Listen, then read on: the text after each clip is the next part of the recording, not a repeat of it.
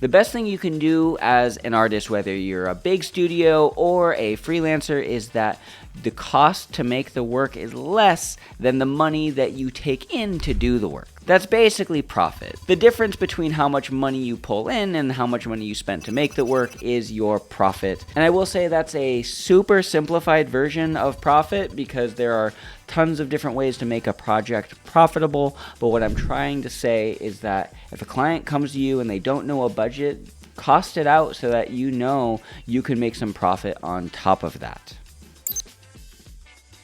So we're jumping into Excel now, and I have this project budget estimator, and I've built this to be as modular as possible. To give you a quick summary, anything that's white, feel free to change. We can have our project title, our client, our job number if we're a bigger studio and have had many projects, or it could be our first one.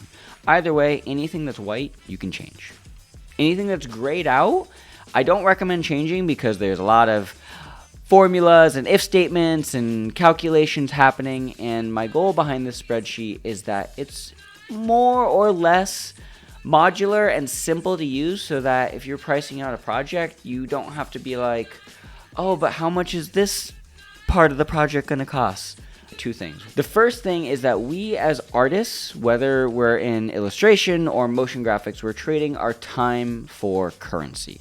And therefore, our time has value, and it's important to factor in those costs so that when we are building out a bigger creative project, we know how much time it's going to take on average and what the cost is of that time. But this is not supposed to be financial advice, just a guideline of thinking about money as it relates to creative work. The second thing is that the rates I'm referencing in this video are based on other colleagues who I've interacted with, and I'm going to specifically call out my good friend Sam Snyder. She is a wonderful high-level motion graphics producer, and at the latest Camp MoGraph in 2023, she was able to share some industry standard rates for high-level professional work. Now, high-level AAA tier best artists in the world work is not needed for every single project, so these rates might be different based on your industry. If you're doing simple wedding videos in a small town versus living in San Francisco doing work for the AAA tech companies, those rates are going to be very different. So make sure that you rate and price accordingly. So with rates in mind, in this spreadsheet here, I have a 2024 data module. And in this spreadsheet, I have different roles you might see on a creative project. And these roles are associated with some rate based on either days or hours or units, whatever you need to price the project.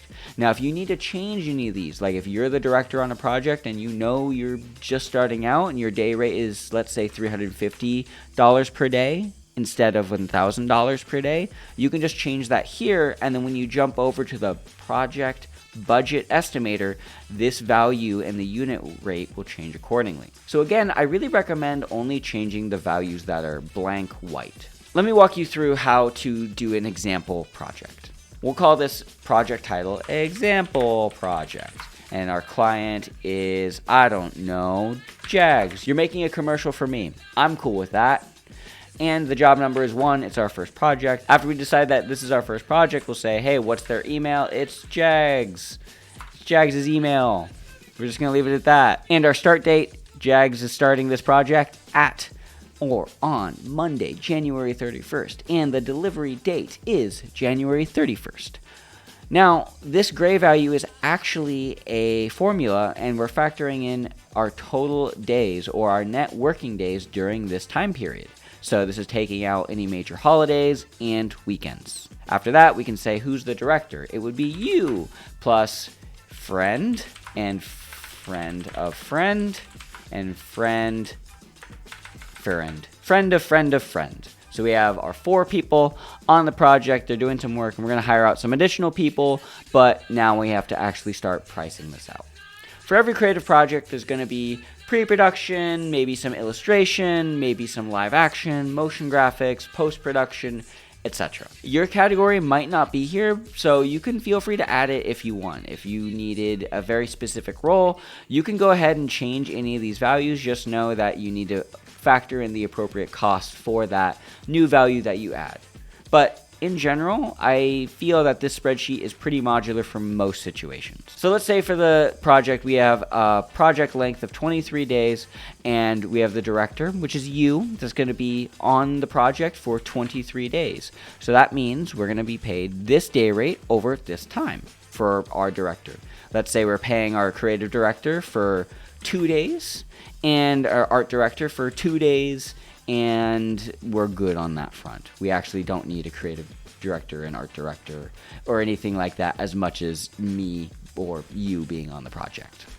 So we have a total length of 23 days. Let's say hypothetically the first 5 days we need to do some concept art and storyboarding. So we'll say, hey, for 5 days we'll need a 2D illustrator. Boop. And then for storyboard artists, we'll also need them for 5 days. Now, this seems very different from this number. Well, the reason why is the way I built this spreadsheet is the storyboard artist. Right now it's defaulted to hours, but we could set this to days, for example, and this little drop-down menu will multiply based on the corresponding value or unit type that we want to use. After that, we have 2 days of video shooting, so we definitely need a director of photography, someone to point the camera at the things. So let's say we need 2 days of shooting, and he'll have an assistant, a first AD. So we'll say 2 days of the assistant director, and then he's definitely going to have some lighting and cameras. So we'll say the lighting is going to be 2 days and the camera is going to be 2 days, and we don't need anyone else. We're just shooting some product. We don't need any other extra help because you'll be there on the project also helping out during that time. So we're hiring out the DP, live action production is done, all factored in. Next we'll go to motion graphics. Let's say hypothetically we needed to bring on a 3D modeler, and then they're also going to do a little bit of sculpting, so that's a different skill. We'll maybe subcontract out a freelancer for a couple hours, let's say 4 hours. And we definitely need to UV unwrap it and texture it, so we're factoring in days or hours, whatever you need for the relevant project. Now, post-production, there's definitely going to be a lot of time spent there, probably about 10 days. All these numbers are completely arbitrary, but let's say 10 days for a post-producer and 10 days for editing. And during those times, we're also going to bring on a motion designer for 5 days. Now, if you're a big studio with an actual big location and an office and multiple computers, you'd probably want to factor that in. But I'm assuming that most people watching my content are not that, and probably don't plan to be that at any point in their lives. So they're probably working from home. We're not going to factor in any big studio fees right now, but the most important thing is that we factor in any costs that are relevant to producing the work that aren't going directly towards people. So even though we're not factoring in the big studio fees, we definitely want to feed the people on set. So that means we should totally pay yourself plus the DP and the AD. Now, with all that stuff factored in, we have our cost for the project. So this is the cost to make the work, factoring in everyone's time. We're not adding any extra things like an actor or insurance or anything like that. We're keeping this on a lower project. While this number does look pretty big, it might be considered lower depending on the type of work that you're doing. Now, like I said, this is the studio fee, so this is everyone's time. As a business, you should factor in some sort of profit. Profit is basically what you make on top of the work, and that's extra wiggle room just in case the project goes bad, reinvesting back into your business, etc. This number could be anything you want. It could be 100%, but at the end of the day, the most important thing is, does your client say yes? Do you think your client is going to say yes to a $65,000 price tag? I don't know. That really depends on the client and the type of project. But somewhere between, let's say, 5% maybe for nonprofits, all the way to 30% for big commercial projects and commercial clients, could be anywhere in between. I'm just going to say 15% right here. So then with all this stuff, the client has reached out to us. They want this cool video. Jags wants this cool video, and he has these expectations, and you priced it out, and it came out to this price, including our profit margin, and we're not rushing on this project. As in, we're not breaking our back, working overtime, working on the weekends. We're staying within a reasonable time frame right here. So this number, this price, also factors into this price. And very conveniently, over here we have a nice pricing pie chart summary to see where most of our cost is going. We definitely have more money in our post-production and our pre-production, spending a lot less time in actual producing the stuff.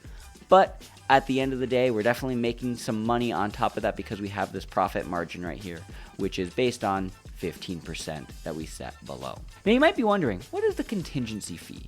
Well, the contingency fee is basically I like to say, break glass in case of emergency rate.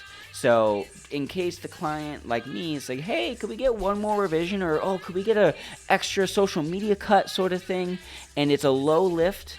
It's an easy way for you as the business owner to be like, sure, we can totally do that, but this is above the original scope that we agreed on. So therefore, is it okay if we use the contingency fee on top of the final budget and the final invoice? And most of the time, a client should say yes if you're going above scope.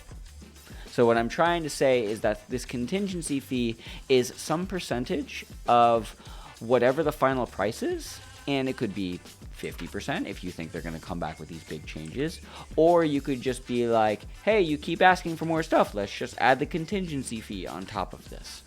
It's purely there, break glass in case of emergency, but you don't include it in the final invoice unless your client goes out of scope. The big thing is that clients, or all people, don't like surprise bills. And when you surprise them with a bigger change at the end of it without asking, then communication is broken down and someone's going to be unhappy, whether it's you because you did more work and didn't get paid for it, or the client is paying more money than they bargained for and they're never going to book you again. Communicate well and make sure that you include this in your pitch, but obviously don't send them this budget sheet. Now, the last thing is this budget versus cost difference. I use this spreadsheet, the project budget estimator, whenever my client doesn't have a budget, they just want a cool video for some amount of money. And they ask for all these really cool things and they don't know what they're asking for, so I will do this one. And generally, it's a good idea to have a foundation of what your client is capable of paying and the type of work that they're asking for.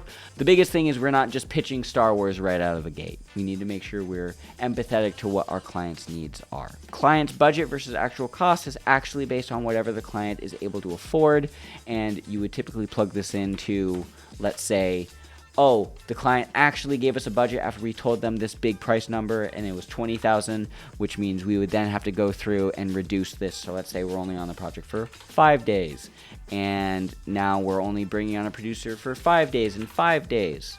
And then now we're only $2,000 over budget sort of thing for our costs. We're still making a little bit of a profit, but our client is $20,000. So we need to make sure that this number, our project price, is below zero, or this technically is above zero. So long story short, let's say we only want to bring the post producer on for 1 day, and then we're going to do less motion design for 2 days instead.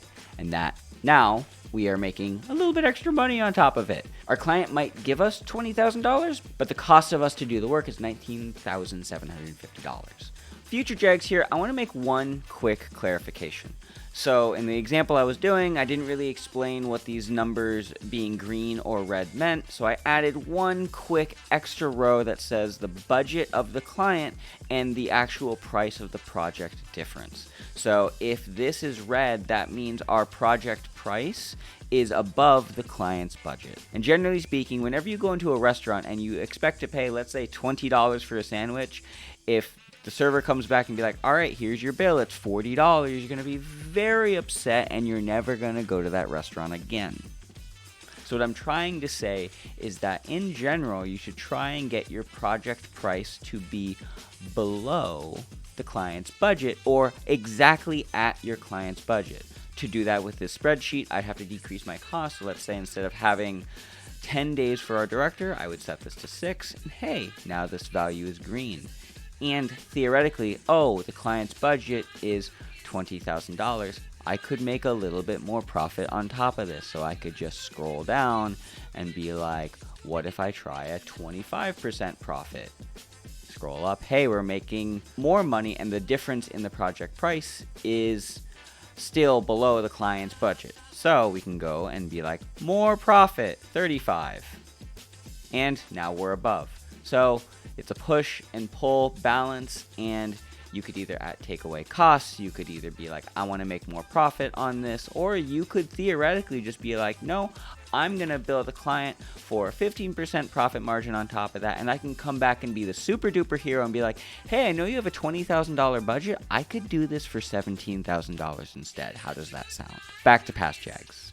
I know this is a long one, but this is basically how to use the project budget estimator. I hope this video is helpful in showing you how I built this thing, this tool, and I hope it helps your business. Let me know in the comment section down below if you have any questions, comments, concerns, and I will leave you with the final tip, and that's eat 1 gram of protein per pound of body weight, and you'll make some.